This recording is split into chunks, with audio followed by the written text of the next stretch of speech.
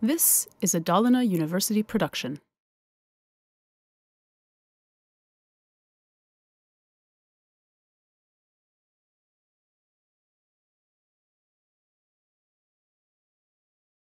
First of all, I want to say thank you very much for inviting me to give this presentation this morning. It's always a great pleasure to be invited to other countries and to be given the opportunity to present and talk through your work.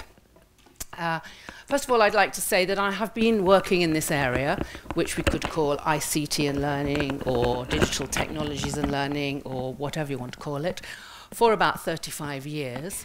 And so I have sort of witnessed quite a lot of changes over that time, and I am aware that the technology is developing rapidly, and one of the challenges is to exploit that technology as it develops. What I'm going to talk to you today sort of represents, I think, my current thinking in terms of knowledge and schooling in the digital age. I've started thinking much more about the purpose of schooling, and will be writing more about that. It comes from the research projects that I've carried out over many years, but I'm not necessarily going to give you any of the detail of those projects. So, but it has been written up in various publications and books. So if you want to follow up some of the detail or ask me questions, then I'd be very happy for you to do that.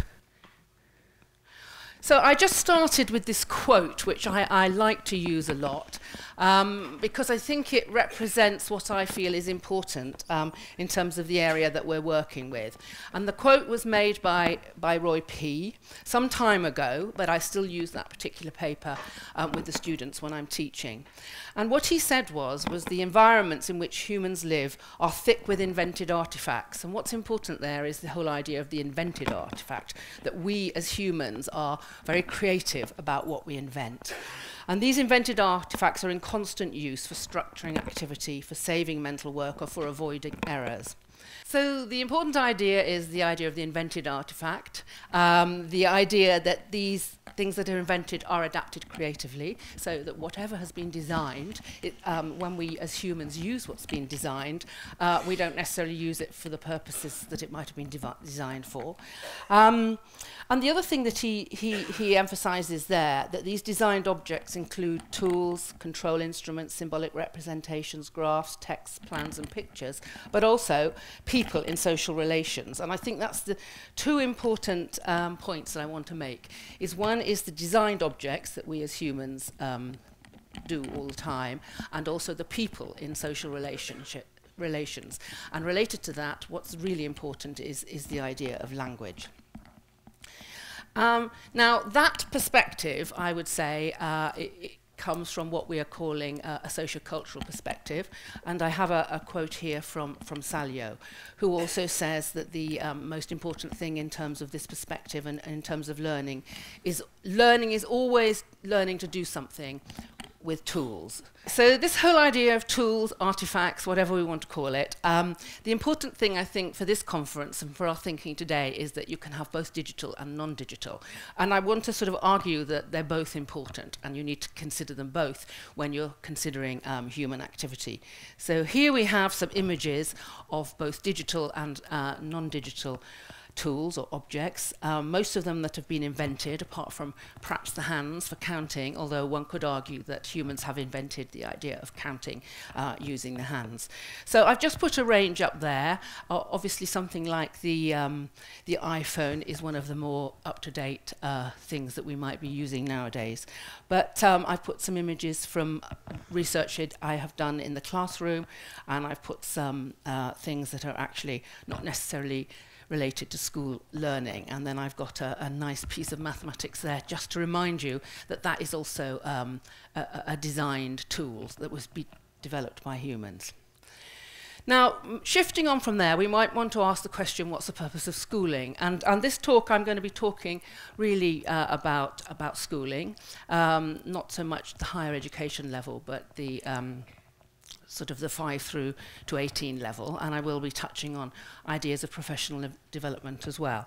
But I've been thinking a lot recently about the purpose of schooling, and one of the reasons for that is that I'm a governor at a school in South Bristol, which is a school that has become what's called an academy, and an academy when they were introduced in England some years ago, were replacing what were called failing inner city comprehensive schools. Now, that whole system is changing, so I won't go into the detail of that, although interestingly, some of the changes are influenced by your free school system in Sweden, but that's for a later conversation.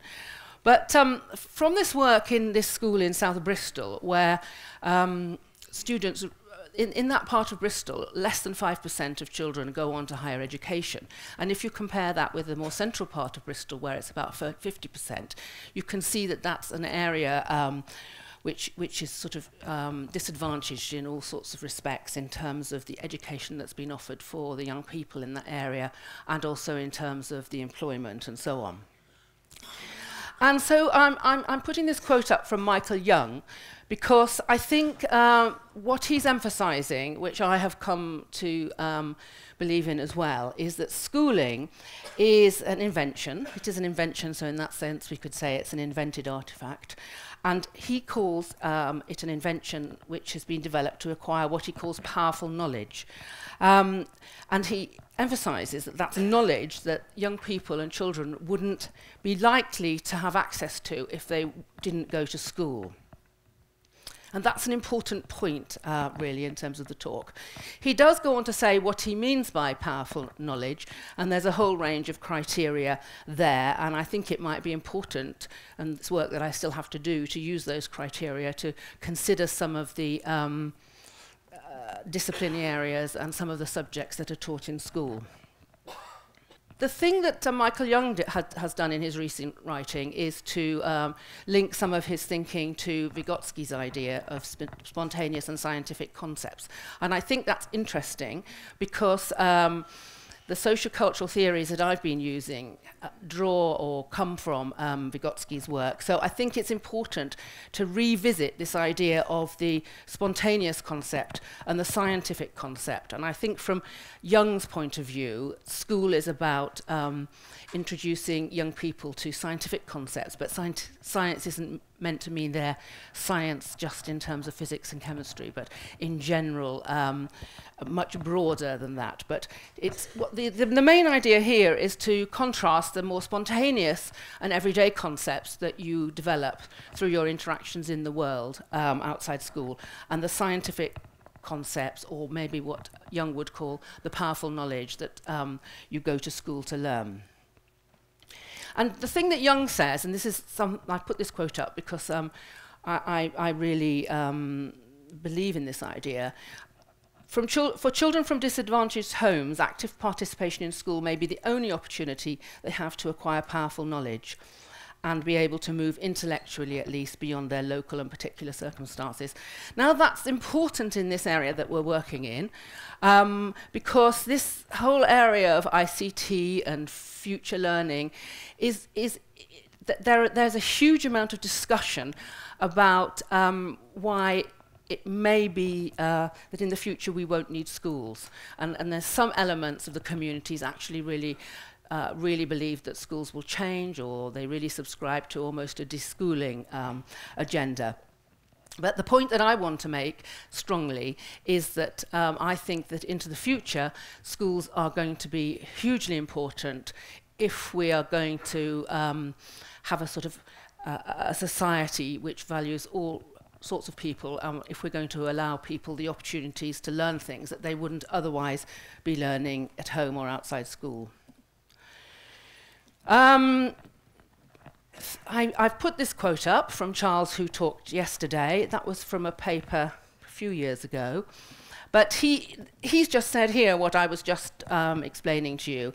The educational debate around Web 2.0 is often crystallized by reference to the distinction between learning that is formal versus informal. And he says there's a modern distaste for the formal and the romantic ambition that Web 2.0 will helpfully dissolve this distinction, making all learning sweetly informal. So that's really to just highlight the fact that this kind of idea is quite dominant in the area of technology-enhanced learning, and it's an idea that I don't agree with.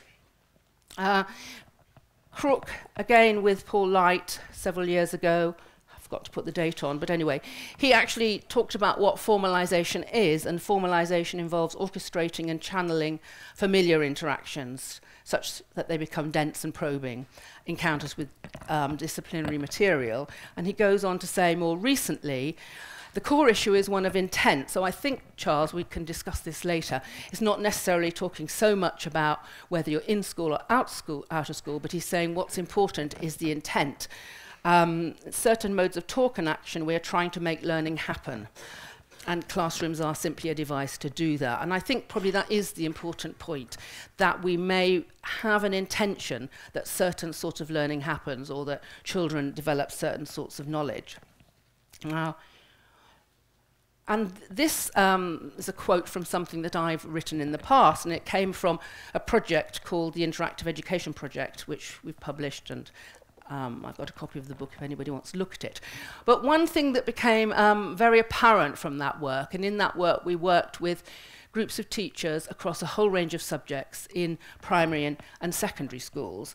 And again, in that project, we found that teachers very often, their first tendency was to devolve the responsibility to the computers. They thought really that the computers alone, just putting children in front of computers and allowing them to surf the internet, would mean that they would learn history if they were in a history lesson. Now that might seem a very naive idea, but in the work that I'm doing, more recent work in Bristol schools, and these are schools that have been equipped through a program called the Building Schools of the Future program in England. So they've been very much equipped with technologies, the internet, virtual learning environments, interactive whiteboards and so on.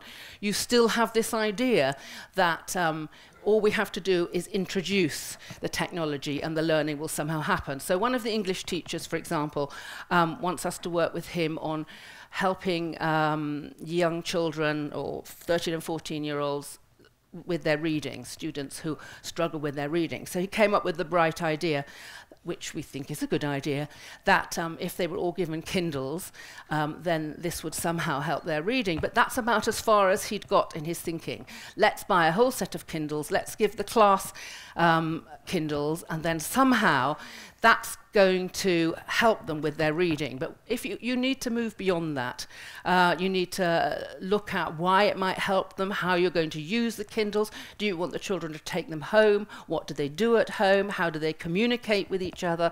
And of course, a lot of these virtual and e-learning opportunities are there to be developed, to develop communities of readers who share their reading and their talk about their reading. But all those ideas that I've just elaborated were not things that the teacher who wants us to help him thought about. All he thought was, I'll buy the Kindles, that's a good idea, we know people are reading with Kindles, and that's going to help these children to read.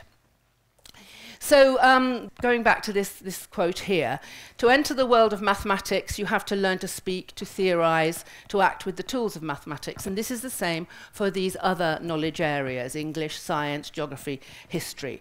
And people are absolutely central to that. So whether it's face-to-face or at a distance in the type of university that you've developed here, I would say that people are absolutely central to introducing children and young people to these knowledge worlds. And even more so in the case of children who may not be bumping into those ideas outside school. Another idea that's really important then, that's linked, which relates to the idea of the teacher, is the idea of what one might generally call a more knowledgeable other. And that also is drawing on Vygotsky's idea of the zone of proximal development. And as I've said already, language is a hugely important part of inducting children and young people into these new knowledge worlds. Now, if we go back to the project, the interactive project, we use video data. We worked with teams of teachers across all these different subjects, both primary and secondary, and we had researchers involved as well, and we set up what we call design teams. So there was a maths design team, an English design team, a history design team, and the teachers designed something with support of researchers, and then they evaluated it, and we video recorded. So we've used video a huge amount in order to try to study, in order to be able to study what's going on in terms of the classroom interactions. And when you watch the video, you see that young people can work with digital technologies for very long periods of time. So they are motivated, they are engaged. But just talking about being motivated or engaged really doesn't mean anything unless you say to what purpose. So that's going back to this idea of what I shall call intentional learning, and what others like Charles have also referred to as what the intention is. So what we found, and I'm going to give you a very concrete example of this, is that when young people engage with these technologies in school, it would be the same out of school as well, what they're focusing on may not be what the focus is of the focus may not be the intended learning or the learning that the teacher intends. So that's a tension, really, because I'm saying they're engaged, and that's why there's so much hype around digital technologies. I actually have some grandchildren. I've got one that's less than 2, and in a way I'm really quite worried about and sometimes when I'm looking after him and I find it difficult, I give him my iPhone, and I feel I shouldn't, but I still sometimes do it because I can't think of anything else to do to keep him amused. That's bad parenting, I think. But anyway, I'm really quite shocked with the way he keeps interacting with the iPhone. He presses the on-off button, he goes back, he looks a little story. He can spend a huge amount of time on that, probably longer than he would spend engaged with some of the other toys that he plays with. And if you want to take it away, it usually involves some kind of screaming session. Now, so I'm just saying that because it's kind of an example of how people and how these technologies, especially things like the iPhone and touch pads like the iPad, are very, very seductive. But I think we have to go further than that and ask what you're being seduced into. So I'm going to give you an example there, which comes from the project, the Interactive Education Project. And it was an example from a primary school teacher who decided she wanted her children to learn something about science. And she wanted them to learn, she had an interactive whiteboard, and this software came with the interactive whiteboard, and it was software which was about, which was intended to teach the children something about the ecology of the sea. Now, as we've said, I think she tended to think all she had to do was put it up on the screen, get it up on the computers, get the children up to interact with the screen, and then somehow they would be learning through their interactions about the science that was supposedly behind this simulation software. But interestingly, what she did, and we've transcribed the lesson, we've discussed it with her, what she actually did, because it was a game, and they started to see it like a game, she emphasized those gaming aspects in her language. And when we look at the children's language as they interact with that particular software, we see that their language focuses on the aspect of the game. So, for example, the teacher encouraged that. So she said, it's not real, it's like a simulation. And one of the children said, it's a bit like a game. And so the teacher said, it's a bit like a game. And in the end, almost all of the children in the classroom, and this was a primary classroom where there was an interactive whiteboard and then there was computers that the children could work in pairs at. And this is another example of the language which we've written up carefully in a chapter in this book.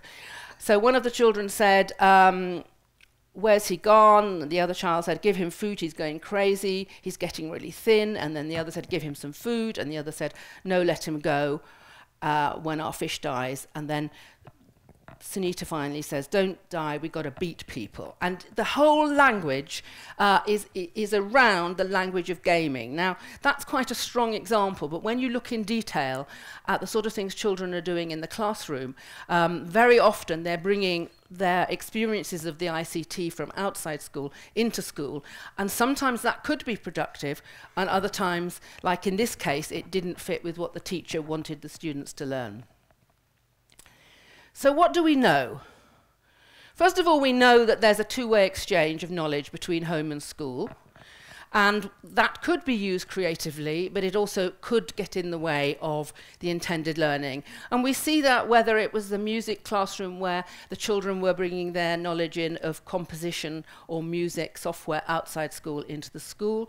We've seen it perhaps more productively in a maths classroom where the teacher was using Excel spreadsheets, and some of the children had actually seen their parents using the Excel spreadsheet and were able to bring that into the classroom in perhaps a more productive way. Or we've seen it in the English classroom when children were writing and they were bringing their experience of multimedia from outside school. Or we've seen it in a history classroom when children were asked to investigate the Renaissance and use the internet, and one pair of children spent several weeks doing a project on Florence in the United States and hadn't really realized that that wasn't Florence in Italy. So we've seen it in all sorts of examples.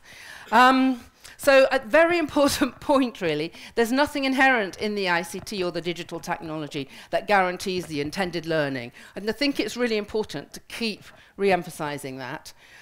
So in that sense, the teacher or more knowledgeable other remains key. But if we're talking about schooling, then it's teachers, but it's also other children who can also be considered to take on that teacher role if you organize your class in that way. So the final point, the effective teaching involves building bridges. Now, actually, that sort of rather oversimplifies the challenge that you have in front of you. And I think the challenge relates to this tension between informal or formal knowledge. It relates to a tension between spontaneous and scientific concepts, and it relates to what Michael Young talks about when he talks about powerful knowledge. So if this is the case, then professional development is absolutely key. Because, as I said, in a current project where we're working with groups of teachers, again, they more or less think that you just need the software. So some maths teachers that we're working in, the school has got a virtual learning environment, and they have this idea that somehow the teacher can put up the lesson, and then when the children are at home, they can access the lesson through the virtual learning environment.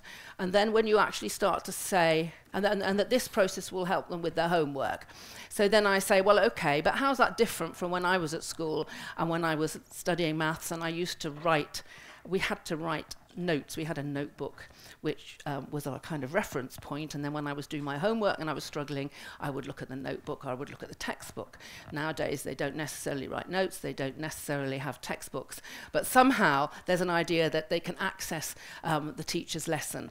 So when I talked in more detail about what would that mean, the teacher sort of showed some really rather boring, static PowerPoint slides, which, in my view, if the child was at home and they were trying to get into the process of constructing the bisector of the line between 2 points in maths or solving an algebraic equation, there would be nothing about that static representation that would really help them. So there are possibilities of having something much more dynamic up there, but it's just interesting to me that it seems that somehow the schools have been asked to or told to buy virtual learning environments, and then they feel that they have to use them, but they don't necessarily have a really good idea about what they're going to be using them for, which I think probably is rather different from what you're doing here at this university, and there could be a huge amount that they could learn from what you're doing here.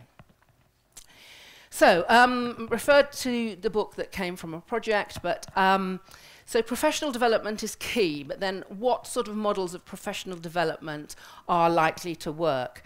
And the model that we used in the interactive project, and we are continuing to use, is a model of developing network communities in which teachers and researchers work in partnership to design, evaluate, environments which use ICT.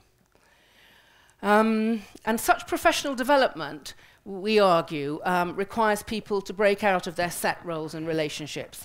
You don't want a relationship where the researcher is seen as the knowledgeable person, because if you think about it, you're talking about innovation and change in the classroom. It's the teacher who's the expert about all sorts of aspects to do with that teaching and learning, and the researcher partner has expertise about research that's already been carried out and the sorts of results that could be valuable, but you need a more equal relationship than the sorts of relationships that have often been established when academics are doing research on schools. So just to give you a little bit of example of the way we work and the way we've continued to work. So we'd have a small group of teachers who've decided that they want to do something differently and they want to use digital tools in order to do that. So we ask them to choose an area of the curriculum and which students might normally find difficult and which the digital technology or the ICT might help in some sort of way.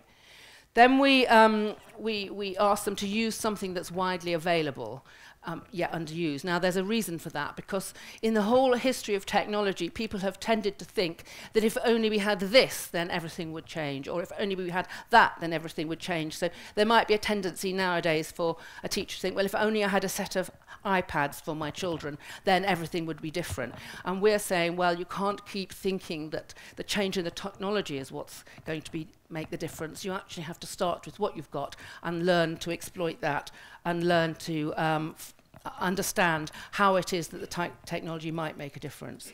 So we then ask the teachers in collaboration with us to design what we call a learning initiative.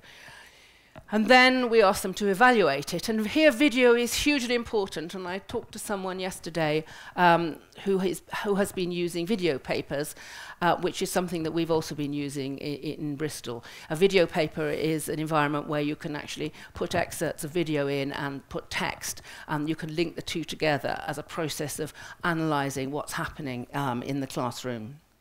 We consider sort of the whole idea of iterative design to be important, and interestingly, I'm not sure about teachers in other countries, but teachers in England, and maybe most of us, really like to come up with new ideas, and we're always interested in the new, and we often want to reject something when we don't think it's worked as well as it should. So the idea of sticking with it and iterating seems very important. Just put a quote here from a teacher who we worked with in that interactive project, where he's saying what was important. There was a number of things he said was important. Working within the project enabled him to take risks, gave him permission to take risks, but he also said the video was hugely important, because without that video, he wouldn't have been aware what his students would have done. This is a teacher, an English teacher, who worked with us and then went on to use the video data in order to do his PhD. Now, his idea, you might say, isn't kind of rocket science. He used a word processor for children to collaboratively write together. And sometimes he used the interactive whiteboard. And through that process, it supported young people in their writing. And some of them went on to be hugely successful in the subject of English in a way that he wouldn't have predicted. And that's all written up in his PhD. Okay, shifting now. I'm just going, my academic career has been both linked to teaching and learning of mathematics, which is my first research area, and also the use of digital technologies for learning across all sorts of subjects. I also have done some work on young people's out-of-school uses of digital technologies that I haven't really talked to you much about here, but helps us to understand the sorts of things young people are doing at home. And recently I headed up a working group for what's called the Joint Mathematical Council of the UK, and I've brought some copies of the report if anybody wants to take it away. What I want to say, and this is kind of not a very positive end note, is that despite all the work that's gone on and research and development, which shows what's possible in an area and a subject like mathematics, if we look in mathematics classrooms today, and Ofsted, which is our inspectors in England, they find that ICT is hardly used at all in maths lessons, and when it's used, it's mainly used as a presentational tool, using a projector, using PowerPoint, and using an interactive whiteboard, but very much as a presentational tool. That's really deeply disappointing for many of us who've worked for years on other sorts of more creative ways of using digital technologies in maths classrooms. So we have produced this report. I've got a quote there which says, a quote from what apparently Einstein said, his pencil was more intelligent than he was. So that, if that's true that he really did say that, goes back to the idea of the tool. But we're also saying that modern mathematicians, they use a whole range of digital tools for their mathematical work. And that's what we would be hoping that children and students in schools would be able to do. So that's what I've just said, although digital technologies have been available since the early 80s, although there's a huge amount of research from people all around the world and also here in Sweden saying what's possible. The situation currently is worse, I think, than when we carried out our interactive education project in about 2004. And I think the big push for the interactive whiteboard has had quite a negative impact on what's possible and what actually happens. Even when the teacher is using the interactive whiteboard, they don't normally or often invite children up to work at the board as well. They're tending to just do their demonstration, and children sort of sit rather passively and watch. So I'm going to sort of end with that note, which is the note that there's huge amounts of potential here. Maybe over the last few years, in terms of schools, we've actually gone into a little bit of a dip, and it'll be interesting to see what Ton says related to science education. Certainly when you're working in terms of innovating and change, you can be very celebratory about what's possible, because often you're working within just a few teachers and a few classes, and you do know what's possible, and you do know the potential. But if you look more broadly in schools in England, we find that the potential isn't actually being exploited. And that potential would also, as I said earlier, involve once students communicating with each other, students creating communities of practice, students using all the potential of e-learning. So I think the big message really is related to professional development. Now, there's been a push, and that's been a message for a long time, but I think we have to keep reiterating that. And then the final thing that I'm and others think may be one of the inhibiting factors is what we call our high-stakes assessment system. And I talked to someone who talked to me about what's happening in Ontario, where they've actually changed the assessment system so that students can use the digital technologies when they're doing their assessment. I think we need to look at those sorts of examples to find out what's possible, because certainly in England that isn't the case, and possibly the assessment system is one of the biggest barriers to change and development. Okay.